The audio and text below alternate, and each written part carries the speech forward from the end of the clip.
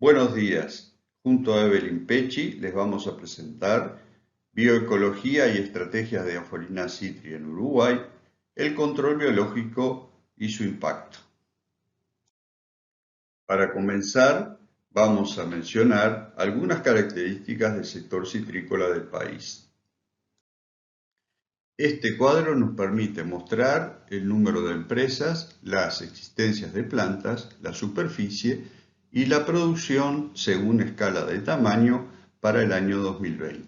Uruguay, un país con 14.587 hectáreas efectivas citrícolas, tiene 8 empresas mayores a 400 hectáreas y que poseen más del 60% del área productiva y la producción citrícola. El 90% del área citrícola nacional se encuentra en el norte del país, donde predominan naranjas y mandarina. Pero lo que nos interesa destacar es el destino comercial de la fruta, ya que la exportación del fresco es del 44%. Aquí hay que destacar el efecto que esto tiene en las estrategias del manejo de la plaga, ya que tenemos altas exigencias en el límite máximo de residuos. ¿Cuál es la situación de HLB en Uruguay? Tenemos la presencia del vector en toda la región más cercana al noroeste del país. Tenemos la presencia de la enfermedad a pocos kilómetros de nuestra mayor zona citrícola. Sí tenemos la presencia de Diaforina citri, pero no la enfermedad. Sin embargo, creemos que estamos ante una gran amenaza. ¿Cuáles son los componentes del control del HLB? La utilización de plantas sanas, la erradicación de plantas infectadas si las hubiera, y el control del vector Diaforina citri. En nuestro caso particular, este control debe estar en un contexto de manejo integrado de plagas citrícolas. En el año 2006, en que comenzaron los trabajos, se aunaron esfuerzos entre INEA, la Facultad de Agronomía, el Ministerio y el sector privado, y se coincidió en una estrategia de manejo del vector. Ahí se apuntó básicamente a profundizar el conocimiento bioecológico y a desarrollar diferentes formas de control con el objetivo de contar con múltiples herramientas para suprimir las poblaciones. Pensábamos que estamos ante una oportunidad. Hasta ese momento, Diaforina citri en Uruguay estaba presente en el país hace más de 20 años. Había sido reportada en el año 1991 por el ingeniero Bernal.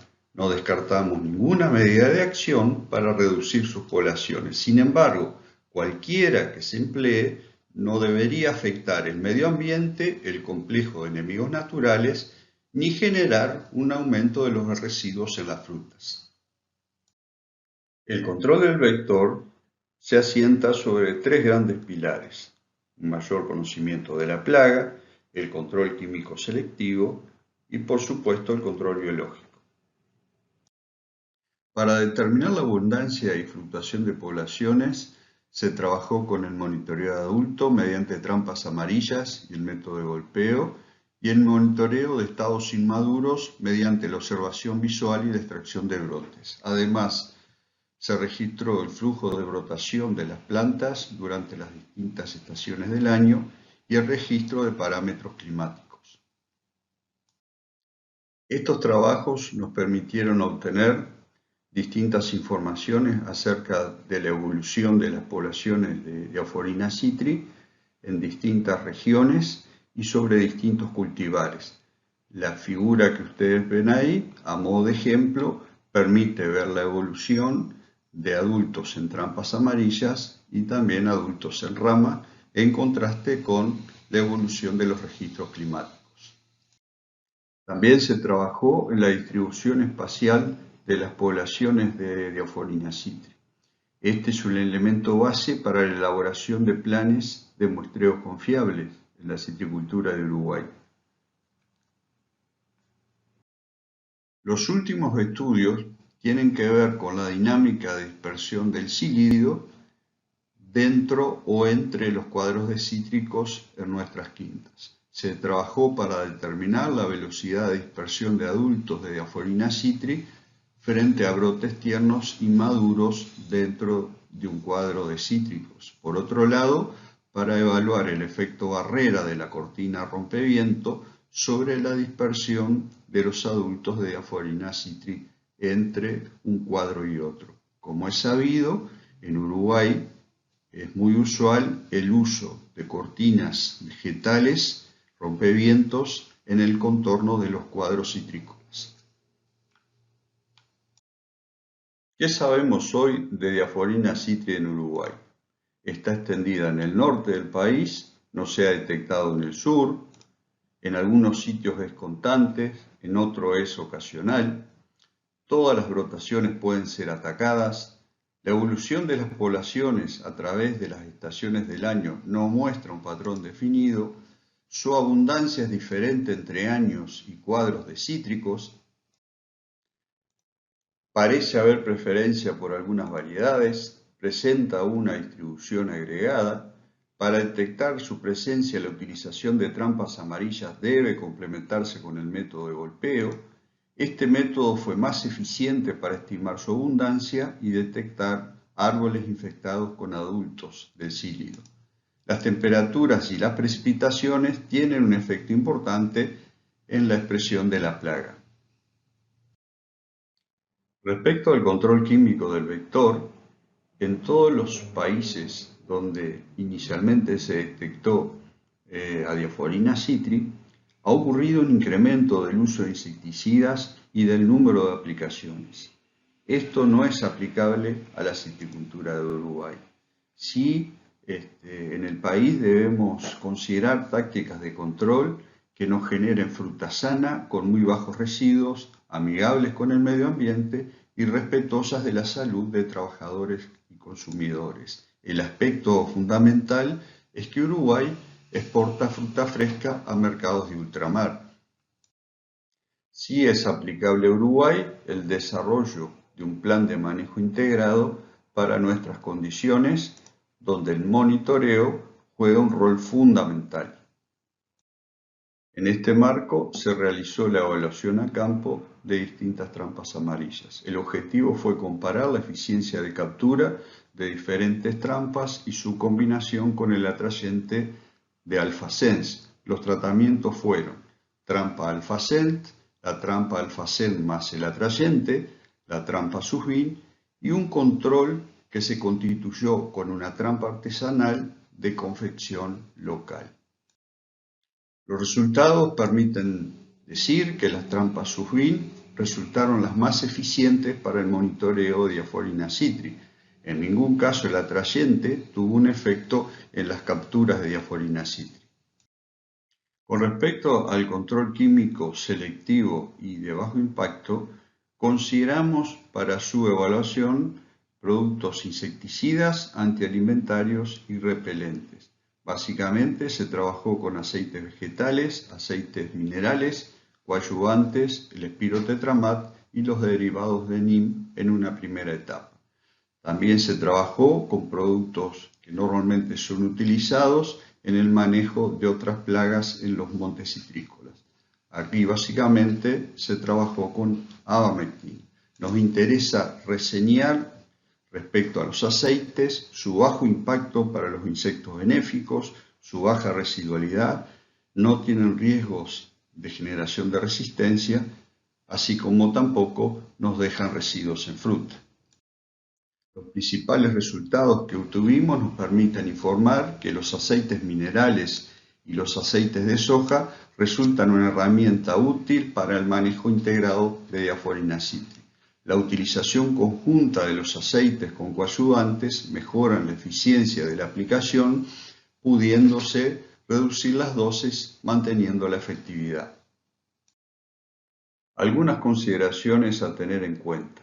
La selección del producto y el momento de aplicación son críticos. Es muy importante el monitoreo de las poblaciones del vector.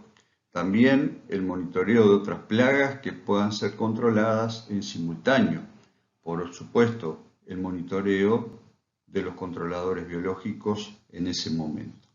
Es muy importante sincronizar las aplicaciones para realizar a la vez el control de distintas especies plagas si las hubiera, y esto tiene el gran objetivo de reducir el número de intervenciones. Por supuesto que esta estrategia que ha sido mencionada es viable de ser implementada en ausencia del HLB. Con respecto al control biológico, se enfocaron en el país distintas investigaciones que tienen que ver con la prospección, la identificación y la evaluación de distintos controladores biológicos, así como finalmente la multiplicación del parasitoide Tamarixia radiata. Seguidamente se va a reseñar estas actividades. Buenos días, mi nombre es Evelyn Pechi y voy a presentarles resultados de investigaciones que se realizaron en el país con enemigos naturales de Diaforina citri.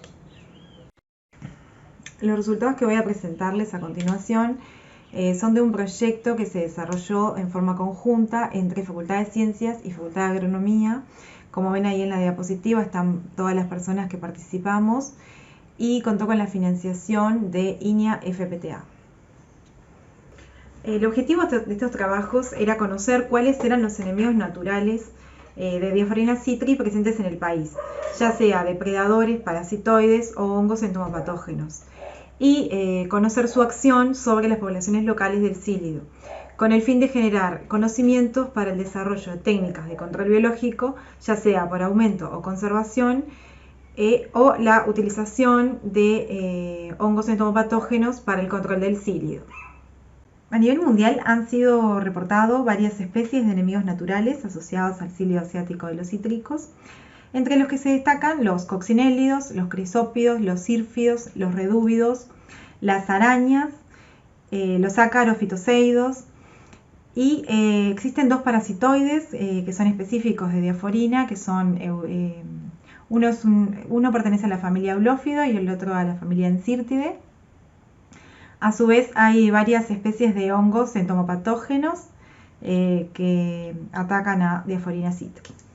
Para la identificación de especies se seleccionaron 6 predios, 3 en Paysandú y 3 en Salto. Los predios de Salto estaban localizados en Itapeví, San Antonio y Salto Grande, mientras que los de Paysandú estaban en Quehuay, Cerro Chato y Daimán. En los 6 predios se realizaban una colecta por estación durante 2 años y medio, mientras que en los predios de Quehuay e Itapeví se realizaron colectas mensuales y con los datos recabados se realizó un análisis faunístico. Los métodos de colecta eran golpeo de ramas, observación visual y aspiración. En cada cuadro se seleccionaban 20 árboles y dentro de los cuales 4 ramas. El análisis faunístico se realizó con el objetivo de conocer cómo era el comportamiento de cada especie en la comunidad de enemigos naturales. Los índices que se calcularon fueron abundancia, constancia, frecuencia, dominancia y el índice de diversidad de llano. El índice de diversidad de llano se utiliza para saber qué tan diversa es una comunidad y se puede comparar dentro de diferentes predios, por ejemplo. La abundancia nos da una idea del número de individuos por superficie, la frecuencia, qué tan frecuente es colectar, encontrarse con determinada especie, y la dominancia es qué tan dominante es esa especie dentro de la comunidad. Por ejemplo, hay un cambio ambiental o algo y esta logra modificarse y eso genera un impacto en el resto de los enemigos naturales. Puede llegar a promover o perjudicar a determinada especie y lograr que ésta se extinga, por ejemplo. Del total de los individuos colectados, el 44% correspondió a las arañas, seguido de los crisópidos y luego los coccinélidos. La mayor diversidad de especies encontradas se dio dentro de los coccinélidos. Como ven en la diapositiva, algunas especies presentan un asterisco o 2 asteriscos. Cuando hay 2 asteriscos quiere decir que esa especie ha sido reportada en otra parte del mundo como enemigo natural de Diaforina citri. En cambio, cuando hay un asterisco solo significa que No esta especie, pero una especie del mismo género sí fue reportada asociada al cílido. En cambio, cuando la especie no tiene ningún asterisco, significa que no ha sido reportada como asociada al cílido. Pero nosotros las colectamos en predios con presencia de diaforina. Las especies que encontramos fueron Harmonia xiridis, Cyclonea sanguinea, Simus loewi, Curinus querellus, Chilocorus bipustulatus, Ciliobora bicongreata, Calioensis ignata. Además de las especies que le mencioné en la diapositiva anterior, se colectaron Cryptolemus montrosieri. Esta es una especie bastante importante porque es un enemigo natural de diaforina, reportado en varias partes del mundo, y además es una especie que es muy eficiente en el control de los chanchitos blancos, por ejemplo, que es una de las plagas que vemos en los cítricos. Además se colectó Olea benigrum, Eriopsis connexa, Coleomeglilla quadrifaciata, una especie del género Hyperaspis, otra del género Simus, y algunas especies que los denominamos Coccinellidae porque no pudimos llegar a identificar la especie. Otra de las familias importantes como enemigos naturales de Diaforina citri son los crisópidos. En Uruguay encontramos a Chrysoperla externa y Cerocrisa cinta, las cuales fueron las especies más colectadas de los muestreos que realizamos, y son especies que se caracterizan por ser muy voraces en estadios larvales.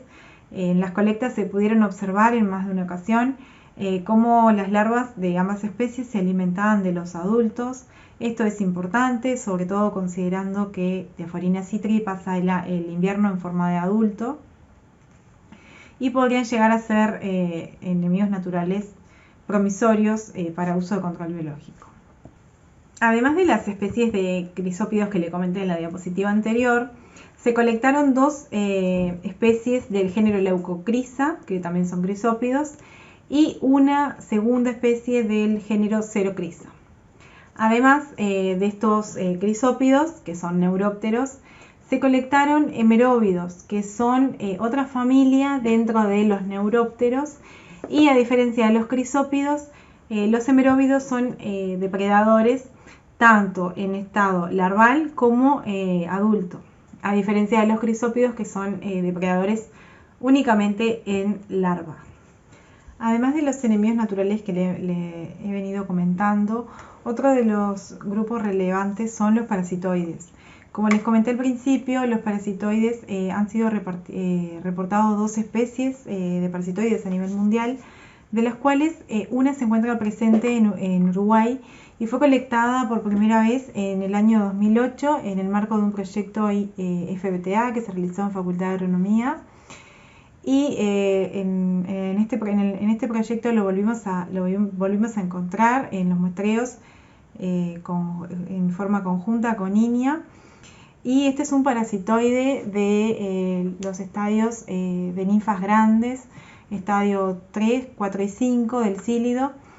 Pero José ahora, cuando termine, va a comentarles acerca del proyecto de cría de este parasitoide que se está desarrollando en INIA Salto Grande. Como pueden observar en la diapositiva, la mayor diversidad de especies se dio dentro de los coccinélidos, pero el mayor número de individuos colectados corresponden a los crisópidos. Cerocrisa cinta fue la especie más colectada dentro de todos los muestreos que realizamos.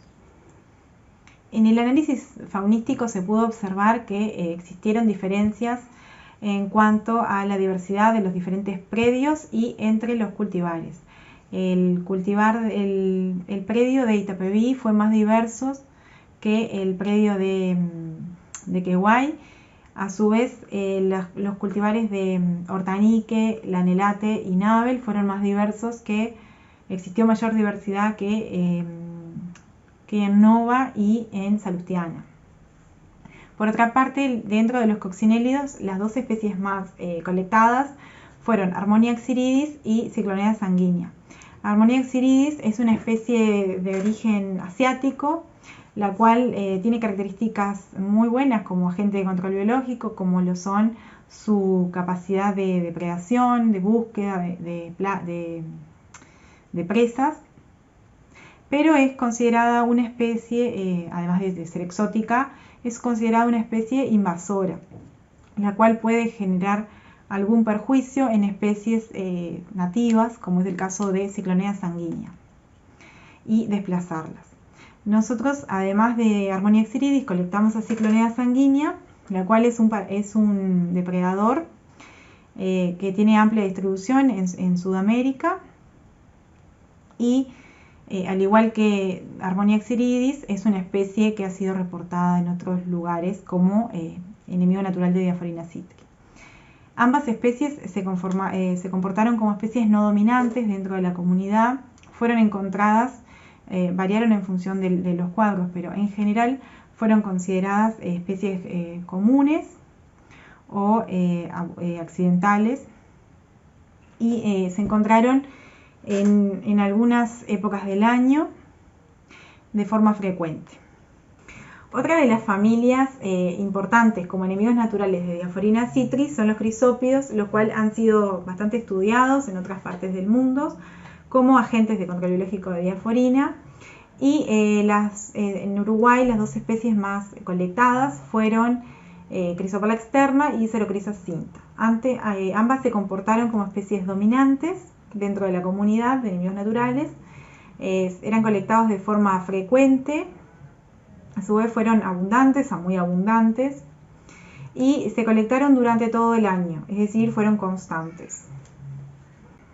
En la figura se observan las 4 especies de enemigos naturales más colectadas y como ven, en los meses más cálidos son más abundantes.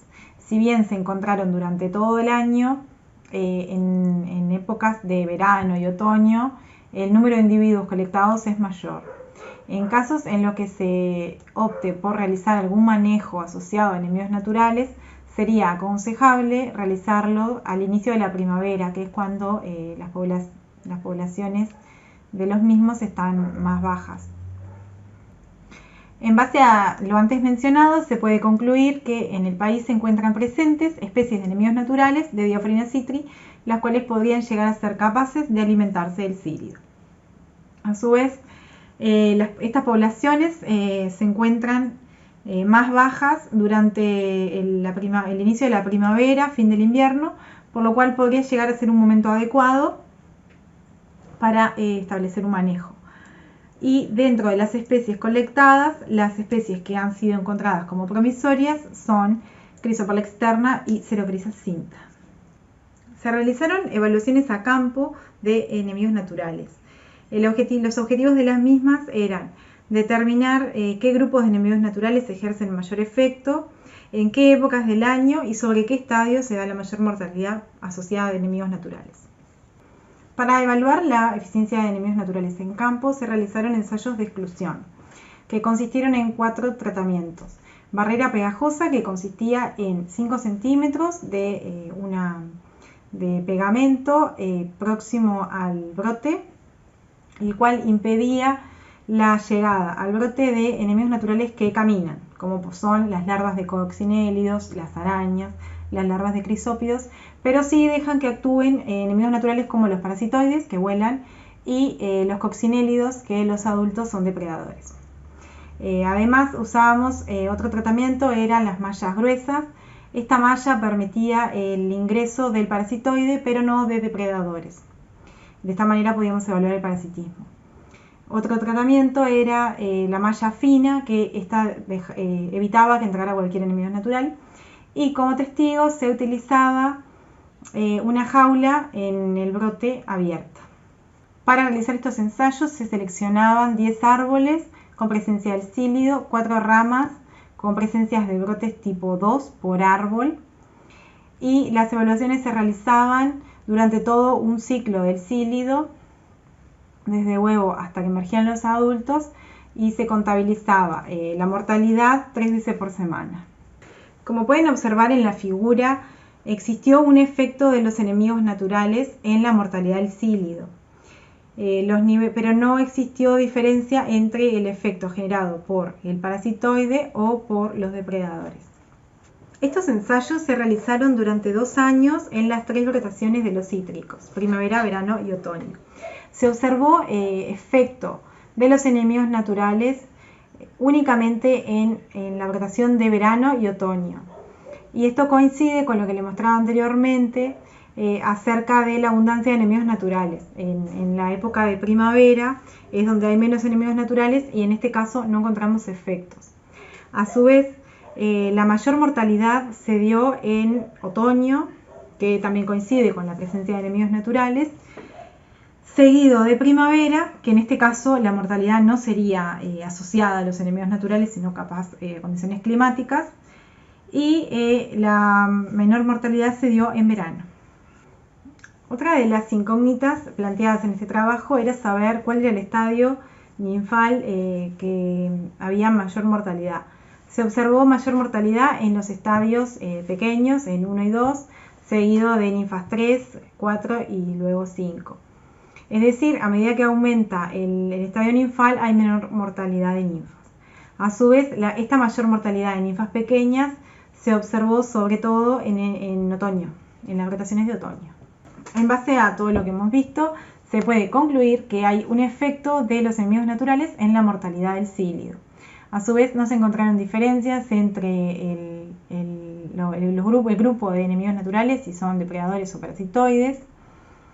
Donde se vio menor efecto de los enemigos naturales fue en primavera, que no hubo efecto, y en verano, que serían momentos en los cuales podría llegar a ser necesario reforzar la presencia de enemigos naturales, la abundancia, y se puede decir que hay una preferencia por los enemigos naturales por los estadios pequeños del cílido. Esa es la bibliografía que se utilizó para realizar los ensayos y hacer esta presentación. Muchas gracias por su atención. Los dejo con José, que les va a contar más sobre Tamarixia radiata y el proyecto de cría. Tamarixia radiata, reportada en el país en el año 2006, con parasitismos en algunas fechas y sitios de 50% en verano, y con una presencia errática, se considera el controlador biológico más eficiente y la primera opción para programas de control biológico aumentativo. Considerando esta situación y en sintonía con otros países de América, nos propusimos un nuevo desafío, el escalado de la cría de Tamarixia radiata. A partir del año 2014 comenzamos el ajuste de la cría de Diaphorina citri. Inicialmente realizamos la selección de material vegetal hospedero alternativo a Murraya paniculata. Instalamos ensayos de preferencia, evaluando la oviposición y emergencia total de adultos de Diaphorina citri con y sin chances de elección. Finalmente, realizamos la selección de los materiales vegetales más destacados, resultando limón cravo y naranjo dulce los seleccionados. Para el año 2016 consideramos que la cría estaba ajustada, comenzando la producción de ninfas y adultos inicialmente para ensayos con productos químicos, entomopatógenos y controladores biológicos. A partir del año 2015 se realizó el ajuste de la cría de Tamarixia radiata en condiciones controladas. Inicialmente en ese año realizamos la recolección de material de campo infectado con el parasitoide. Seguidamente se realizó la incorporación de adultos de Tamarixia desde México. Más adelante se realizó el ajuste en la alimentación de los adultos hasta que llegamos al año 2007, donde consideramos que la cría estaba ajustada. En ese mismo año se realizó la primera liberación piloto de adultos a nivel de campo, donde tuvimos parasitismos que rondaban el 80%. A partir del año 2018, en una alianza entre las principales empresas de rubros citrícolas, organizadas en Uperfruit, INEA y el MEGAP, y con el fin de lograr el desarrollo de una tecnología innovadora para la citricultura del país, basada en un modelo inédito de control biológico para la región, se presentó a ANI el proyecto Producción y Liberación de Tamarixia radiata, estrategia aplicada al manejo sustentable de Diaphorina citri en Uruguay. Esta propuesta tiene duración de 36 meses, teniendo como fecha de inicio enero de 2020. El proyecto tiene dos objetivos. El primero es optimizar la cría masiva de Tamarilla radiata para cubrir módulos de 500 hectáreas. El segundo es determinar un método para la liberación del parasitoide en el campo. Las liberaciones se realizarán en predios citrícolas abandonados y zonas urbanas, aunque también se apunta a áreas comerciales específicas. La placa permite ver la ubicación específica del área del proyecto en la estación experimental, mientras que la secuencia evolutiva de las fotografías permiten ver desde la instalación del proyecto en el otoño-invierno del año 2020 hasta la finalización de los invernaderos en el mes de diciembre de este mismo año. Desde el inicio del año 2021 se realizó la siembra del material vegetal hospedero para la cría. Más adelante se realizó su trasplante hasta que finalmente todo el material se encuentra instalado en las estructuras generadas para tal fin.